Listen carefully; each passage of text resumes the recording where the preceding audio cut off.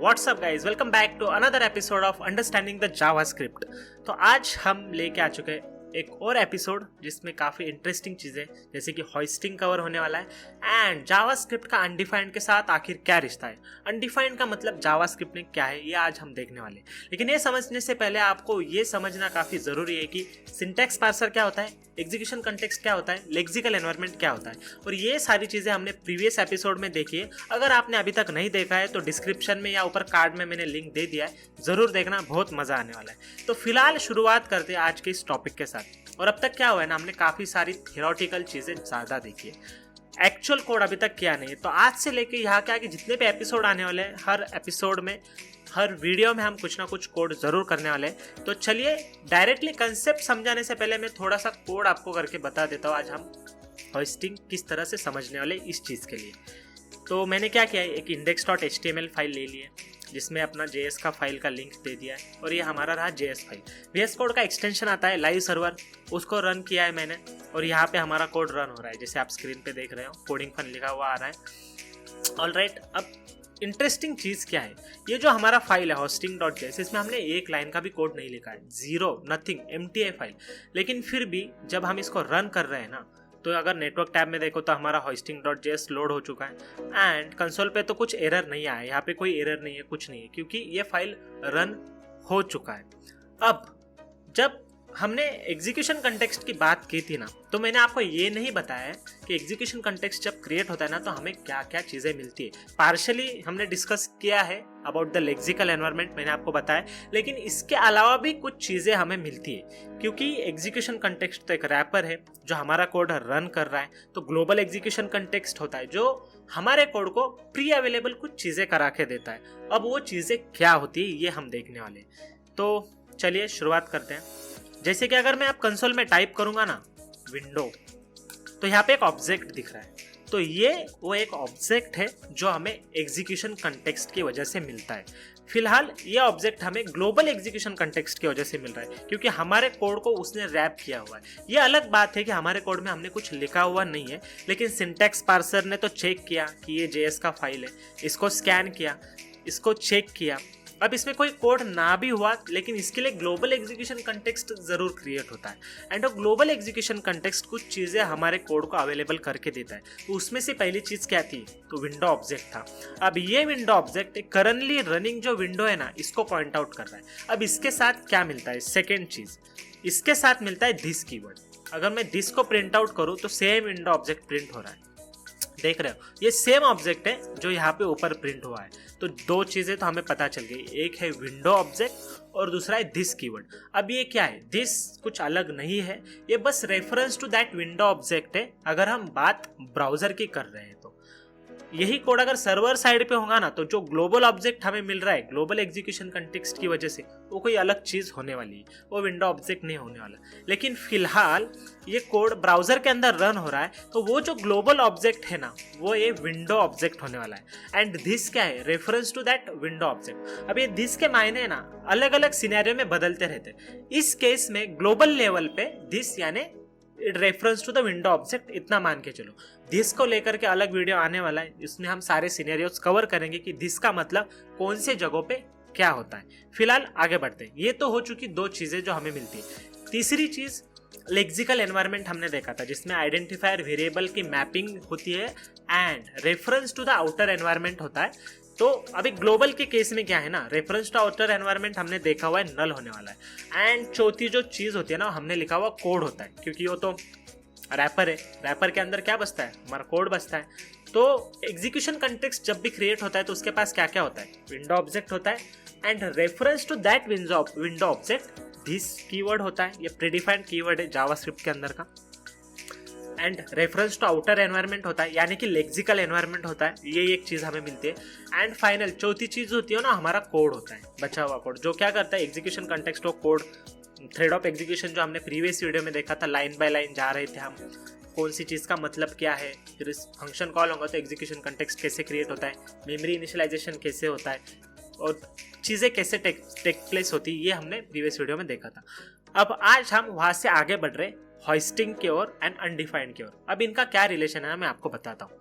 तो फिलहाल हम क्या करते हैं, अब तो कोड में कुछ लिखा नहीं है, तो लेट्स से एक वेरिएबल डिक्लेयर कर लेते हैं var a equal to let's say demo, इसको हम डेमो बोल देते हैं। अब मैं इतनी सी फाइल को रन कर देता हूँ। अब इसका क्या मतलब होने वाला है मैं ये आपको बता देता हूँ। ये है ग्लोबल एग्जीक्यूशन कंटेक्स्ट, तो वो तो रन हुआ। अब थ्रेड ऑफ एग्जीक्यूशन ने एक लाइन चेक की, उसको ए दिख रहा है, तो दैट्स इट, ए का डिक्लेरेशन है, उसका वैल्यू असाइनमेंट है, ए को मेमोरी में जगह मिल गई, दैट्स इट, बात खत्म हो गई। लेकिन अब अंडर द हुड मतलब पीछे क्या हो रहा है, अगर अब मैं यहाँ पे आपको ए टाइप करूँ कंसोल में, तो यहाँ पे हमें ए का वैल्यू दिख रहा है डेमो, ठीक है। अब यहाँ पे इंटरेस्टिंग चीज ये है, अगर मैं विंडो ऑब्जेक्ट को आप चेक करूँ ना, तो यहाँ पे क्या होने वाला है आप देख ही रहे होंगे, ए और डेमो ये जो चीज है ये ग्लोबल ऑब्जेक्ट पे अटैच हो चुकी है। थोड़ा सा स्क्रॉल डाउन करना पड़ेगा क्योंकि इसके अंदर बहुत सारी चीजें होती है जो हमें प्री अवेलेबल है, हमारे कोड को प्रीली अवेलेबल है, पहले से ही मौजूद है। अगर यहाँ पे देखोगे आप तो ये देखो ये अटैच हो चुका है हमारे विंडो ऑब्जेक्ट के ऊपर। और सिमिलरली अगर हम दिस को चेक करें, दिस, तो ये सेम विंडो ऑब्जेक्ट है क्योंकि ये रेफरेंस टू विंडो ऑब्जेक्ट है, यहाँ पे दिख रहा है ये, इसका वैल्यू है डेमो। तो जो भी कोड ग्लोबल लेवल पे लिखा होता है ना, वो विंडो ऑब्जेक्ट पे अटैच हो जाता है। अब इसका मतलब मैं आपको समझाता हूँ। अगर मैं यहाँ पे एक फंक्शन भी ले लूँ ना, अब फंक्शन का नाम क्या रखते हैं, ए से शुरू होने वाला रखते हैं क्योंकि हमें इजीली मिल जाए, और डिस्प्ले नेम बोलते हैं इसको, ए डिस्प्ले नेम। ये क्या करेगा, सिंपली कंसोल लॉग कर देगा। किसे कंसोल लॉग करेगा, ए को कर देते हैं अभी फिलहाल, ठीक है। तो डिस्प्ले नेम से अच्छा मैं ये सोच रहा हूँ कि इसका नाम है ना डेमो रख देते हैं, ए डेमो, ठीक है, क्योंकि डेमो को कंसोल लॉग कर दें। अब हम यहाँ पे रिफ्रेश कर लेते हैं एक बार। अब यहाँ पे फिर से एक बार मैं विंडो ऑब्जेक्ट चेक कर लेता हूँ कि विंडोज ऑब्जेक्ट में आखिर मुझे मिला क्या है। दिख रहा है, और डेमो नाम का फंक्शन विंडो ऑब्जेक्ट पे अटैच हो चुका है। तो हम इस फंक्शन को कितनी तरह कॉल कर सकते हैं, हम डायरेक्टली ये डेमो बोल सकते हैं, ठीक है। इसको अगर हम यहाँ से कॉल करेंगे तो कंसोल लॉग हो चुका है हमारा डेमो।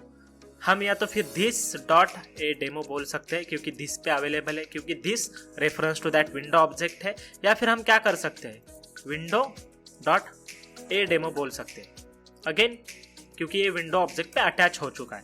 तो ग्लोबल एग्जीक्यूशन कंटेक्स्ट जो है उसने जो हमें विंडो ऑब्जेक्ट दिया हुआ है, उसमें ग्लोबल लेवल पे जितने भी variables and functions, variables in the sense जो एज अ वैर डिक्लेयर्ड है ना, ये सारी चीजें एंड फंक्शन स्टेटमेंट ये अटैच हो जाते हैं विंडो ऑब्जेक्ट पे, इसलिए ये हमें अवेलेबल हो जाती है विंडो के ऊपर भी, ठीक है, या फिर जिसके अंदर ग्लोबल लेवल पे। अब ये तो हो चुका अबाउट दिस कीवर्ड या फिर विंडो ऑब्जेक्ट। अब नेक्स्ट चीज जो मैं आपको बोलने वाला था, होइस्टिंग। अब होइस्टिंग का मतलब क्या है, बेसिकली होइस्टिंग का मतलब बस इतना ही है कि जो भी वेरिएबल एज अ वैर डिक्लेयर्ड है या फिर फंक्शंस है, इनको मेमोरी में जगह मिल जाता है। अगर आपको याद होगा, हमने देखा था एग्जीक्यूशन कंटेक्स्ट क्रिएट होता है, लेकिन ये एग्जीक्यूशन कंटेक्स्ट ना दो फेज में क्रिएट होता है। एक होता है इनिशियलाइजेशन फेज और दूसरा होता है एग्जीक्यूशन फेज। अब ये जो इनिशियलाइजेशन फेज है ना, इसके अंदर जितने भी वेरिएबल्स एंड फंक्शंस है, इनको top of the scope of global हो सकता है या फिर फंक्शनल स्कोप हो सकता है, डजेंट मैटर। दोनों भी स्कोप के अंदर टॉप में जगह मिल जाती है। टॉप में मतलब मेमोरी में जगह मिलती है। ये कोई आपका फाइल का टॉप नहीं होता है। अगर कुछ वेबसाइट पे आप पढ़ोगे ना, तो वहाँ पे लिखा होता है कि इनको टॉप ऑफ द मतलब टॉप में जगह मिल जाती है, ठीक से क्लियर नहीं होता है। तो इसका मतलब कोई भी अगर आप सर्च कर रहे हो उन चीज़, तो ऑफिशियल डॉक पे सर्च करना। और मैं यहाँ पे आपको बता ही देता हूँ अभी सर्च करके ऑफिशियल डॉक पे, लेट्स ओपन इट, कि होइस्टिंग का मतलब ऑफिशियल डॉक MDN है इसका, होइस्टिंग ऑन MDN, ये सर्च करना है। और कोई भी ऐसी वैसी वेबसाइट पे नहीं जाना है जो ऑफिशियल नहीं है, क्योंकि वहाँ पे कुछ भी लिखा हुआ होता है। तो यहाँ पे मैं अगर आपको एक चीज़ बताना चाहूँ,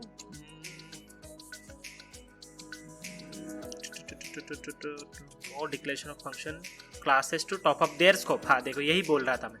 JavaScript hoisting refers to the process whereby the interpreter appears to move the declaration of functions, variables और classes to the top of their scope prior to execution of the code. मतलब कोड का execution होने से पहले function का या फिर global level पे चीज़ होगी ना, तो उसके स्कोप में ये फंक्शन हमने प्रीवियस वीडियो में देखा हुआ है। ये एग्जैक्टली क्या होता है, एग्जीक्यूशन कंटेक्स्ट क्रिएट होता है ना, तो उसका लेक्सिकल एनवायरनमेंट भी क्रिएट होता है। लेक्सिकल एनवायरनमेंट के अंदर मैपिंग होता है। ये सारी मेमोरी के अंदर बातें हो रही है, ये बातें फाइल के अंदर नहीं हो रही है, तो टॉप ऑफ द फाइल नहीं होता है, ये टॉप ऑफ द स्कोप होता है। ये मेन चीज़ है। तो यही था बस होइस्टिंग का मतलब। अब मैं आपको और थोड़ी सी डिटेल बता देता हूँ इसके बारे में कि एग्जैक्टली इसका मतलब क्या है। ठीक है, अब मान लो ये कोड हमने रन किया है, तो आप स्क्रीन के ऊपर देख रहे हो डेमो डेमो डेमो और अनडिफाइंड पे देख रहे हो। ये क्यों दिख रहा है ना, इसका रीजन मैं आपको बाद में बताऊंगा। ठीक है, अब फिलहाल कंसोल लॉग तो हो रहा है, लेकिन क्या होगा अगर मैं अपना ये वेरिएबल है ना, ये इसका डिक्लेरेशन यहाँ से हटाता हूँ और यहाँ डालता हूँ। अब कोई एरर आएगा क्या? क्योंकि अगर बाकी के प्रोग्रामिंग लैंग्वेजेस का आप सोचोगे ना, जैसे C++ हो गया, जावा हो गया, ये एबनॉर्मल है, ऐसी चीज़ें वहाँ पे नहीं चलती है, क्योंकि ये क्या है उसको पता ही नहीं है, तो ये एरर दे देगा। लेकिन ये है इंटरप्रेटर लैंग्वेज एंड यहाँ पे ऐसा कोई सीन नहीं है, आपको कोई भी एरर नहीं मिलने वाला है। अगर हम यहाँ पे रिफ्रेश करेंगे, ऐसे तो लाइव सर्वर है, लेकिन मैं यहाँ पे रिफ्रेश कर देता हूँ, यहाँ पे आपको कोई एरर नहीं दिखने वाला। अब हम एक काम करते, इस डेमो को कॉल दे देते। चलो यहाँ पे हमने फंक्शन से पहले कॉल दे देते, क्योंकि ये फंक्शन से भी रिलेटेड है होइस्टिंग, तो इसका मतलब मैं आपको बता देता हूँ। और इसका मतलब कुछ ऐसा है कि फंक्शन जो भी है, होइस्टिंग मतलब मेमोरी में फंक्शन पूरा बॉडी के साथ रिप्लेस होने वाला है। यहाँ पे पार्शियलिटी कुछ भी नहीं है, लेकिन वेरिएबल के साथ ऐसा नहीं होता है। वेरिएबल मूव हो जाते टॉप स्कोप में और बाय डिफॉल्ट उन्हें अनडिफाइंड असाइन किया जाता है। अनडिफाइंड पे हम बाद में आएंगे, लेकिन फिलहाल ये मेमोरी में एग्जिस्ट करते हैं विद द वैल्यू अनडिफाइंड, जब तक उसका डेफिनेशन मिलने जाता है। एग्जीक्यूशन पार्ट में क्या होता है, अब इसका जब एग्जीक्यूशन होगा ना लाइन नंबर 6 में, तब अनडिफाइंड को हटा करके डेमो वहां पे डाल दिया जाएगा। लेकिन तब तक हम स्टिल इसको एक्सेस कर सकते हैं, क्योंकि मेमोरी में अवेलेबल है with undefined as a value. अब यही समझते हैं यहाँ पे। अब इसको मैं रन कर लेता हूं, तो अगर आप यहाँ पे देखोगे ना, कंसोल में ऑलरेडी अनडिफाइंड आ चुका है, डेमो फंक्शन ने अनडिफाइंड प्रिंट कर दिया गया। अब ये क्यों हुआ? क्योंकि एग्जीक्यूशन कंटेक्स्ट क्रिएट हुआ, मेमोरी इनिशियलाइजेशन हुआ। मेमोरी इनिशियलाइजेशन में फंक्शन उसको बॉडी को जगह मिल गई। होइस्टिंग प्रोसेस में एग्जीक्यूशन कंटेक्स्ट 2 फेज में क्रिएट होता है, एक इनिशियलाइजेशन जिसमें मेमोरी मिलता है, दूसरा एग्जीक्यूशन। इनिशियलाइजेशन में मेमोरी मिल गया, ए का वैल्यू क्या है डजंट मैटर, उसको मेमोरी मिल गया, लेकिन जब तक वैल्यू असाइन नहीं होती है ना, तब तक उसका डिफॉल्ट वैल्यू ही अनडिफाइंड होता है। एंड इसीलिए यहाँ पे कंसोल में हमें अनडिफाइंड देखने को मिल रहा है। अब हम क्या करते हैं, इस var a को यहाँ से हटा देते हैं, लेट्स से हम इसको यहाँ पे डिक्लेयर कर देते हैं बिफोर फंक्शन कॉल। यहाँ पे इसको डाल दिया। अब क्या होने वाला है, सी कंसोल लॉग में डेमो आ चुका है, हमें कुछ करने की जरूरत नहीं पड़ी है। तो ये था अबाउट होइस्टिंग, लेकिन पिक्चर यहीं पे खत्म नहीं होता है। अगर मैं इस चीज को यहाँ से हटा देता हूँ, फिर से यहाँ से लिख देता हूँ यहाँ पे, अब क्या होने वाला है, हमें मिलने वाला है अनडिफाइंड, जैसे कि आप कंसोल में देख रहे हो यहाँ पे। लेकिन अगर इसको मैं var से हटा करके लेट बोल देता हूँ, अब क्या होने वाला है? अब आप गेस करो, थोड़ा सा गेस करो, फिर मैं बताता हूँ। कर लिए गेस?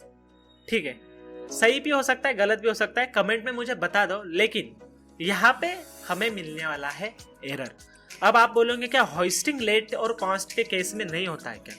होता है, लेकिन वहां पे थोड़ा सा डिफरेंस है। इनको मेमोरी में जगह तो मिलती है, लेकिन ये बाय डिफॉल्ट अनडिफाइंड इसको असाइन नहीं होता है, ये अनइनिशियलाइज्ड हो जाते हैं। एंड अनइनिशियलाइज्ड होने के कारण हमें एरर देखने को मिलेगा, जो कि है ये वाला reference error, can not access uninitialized variable.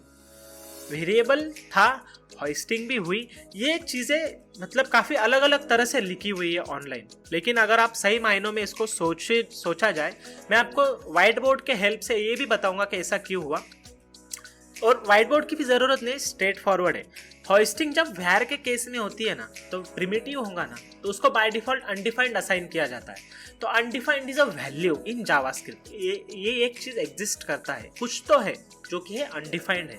लेकिन लेट और कॉन्स्ट के केस में क्या होता है, अनडिफाइंड असाइन नहीं होता है, उस वेरिएबल को अनइनिशियलाइज्ड ही रखा जाता है। एंड क्योंकि वो अनइनिशियलाइज्ड है, हमें एरर आता है कि you can not access those thing. तो यहाँ पे स्कोप का डिफरेंस आ जाता है। तो जब हम लेट, कांस्टेंट, var में का डिफरेंस चेक करेंगे ना, डिटेल में मैं आपको तब बताऊंगा इसके बारे में, लेकिन अभी जानने की जरूरत नहीं। अभी बस इतना सोच लो कि जो भी वेरिएबल ऐसे लेट और कांस्ट डिक्लेयर होते हैं ना, वो जब तक उनको वैल्यू असाइनमेंट नहीं हो जाता ना, तब तक वो अनइनिशियलाइज्ड होते हैं एंड हम उनको एक्सेस नहीं कर सकते। लेकिन var के केस में ये इनिशियलाइज्ड होते हैं with the undefined as a default value. और इसकी वजह से जब हम उसको डिक्लेयर करने से पहले ही, जैसे कि यहाँ पे कोड में दिख रहा है, हमने डिक्लेयर करने से पहले ही ए को यूज किया है। यहाँ पे लाइन नंबर 5 पे हम उसको डिक्लेयर एंड डिफाइन कर रहे हैं, लेकिन यहाँ पे हम उसको डायरेक्टली लाइन नंबर 3 पे यूज कर रहे हैं एंड लाइन नंबर 1 पे डेमो का कॉल है। फंक्शन के साथ ऐसा नहीं, फंक्शन का बॉडी रिप्लेस हो जाता है मेमोरी में, लेकिन वेरिएबल के साथ ऐसा नहीं। वेरिएबल मेमोरी में जगह तो मिल जाती है, लेकिन बाय डिफॉल्ट उसको अनडिफाइंड वैल्यू दी जाती है। ये है relation of undefined with JavaScript. तो होस्टिंग और अनडिफाइंड को मैंने इसीलिए कंबाइन किया कि मैं आपको ये बता सकूं।